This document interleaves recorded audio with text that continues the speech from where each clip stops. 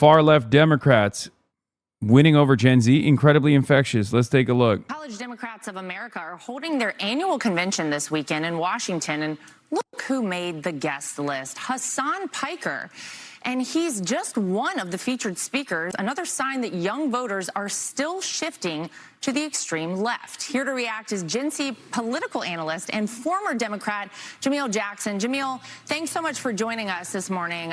Look, you say one of the reasons... Former Democrat. Oh boy, here we go.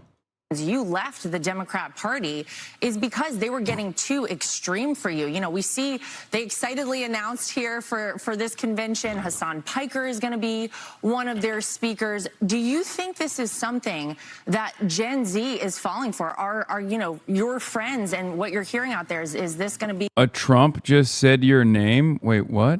A Trump? The path forward? So far it is. Unfortunately, I beat Senator Fetterman to it. I left the Democratic Party over this specific issue because what the DSA and Hasan Piker is offering is actually pretty potent. They're offering... Wait, what?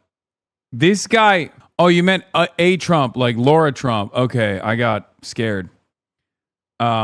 This guy left the Democratic Party because of me? That's so funny.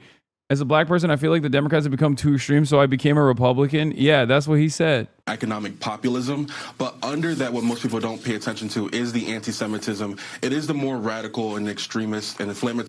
Wait. So you are now voting for, you're a Republican because the Democrats got too extreme, so you went with the party that rides for the Klan now? Like, what the? That's crazy. Yeah, the Hasan Piker wing of the party got too extreme for me, so I became a part of the party of racists.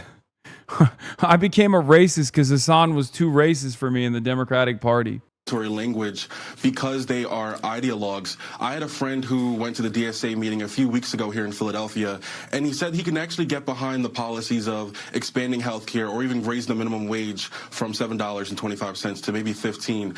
But he says he's a hard no when it comes to opening up all of our prisons, abolishing ICE, abolishing the police, and honestly, open borders. What I say to... Yeah, I love saying stuff like that. I'm a big fan of opening up all of the prisons. Man, how about we open the schools, okay?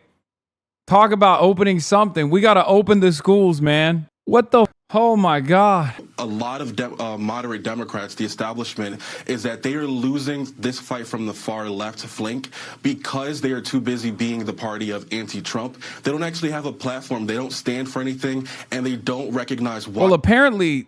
the Democrats do stand for something. By your own admission, they stand for opening up the prisons, apparently, which is news to me. But yeah, my favorite HasanAbi policy is legalizing crime. Yeah. They lost to President Trump in 2024. So far left members like Hasan Piker, they're willing to demagogue and position themselves based on slogans for younger people, talking about economic anxiety, whereas it's sort of like they're pushing more extremist language. For example, they'll start with legitimate criticisms of Israeli domestic or foreign policy to begin with.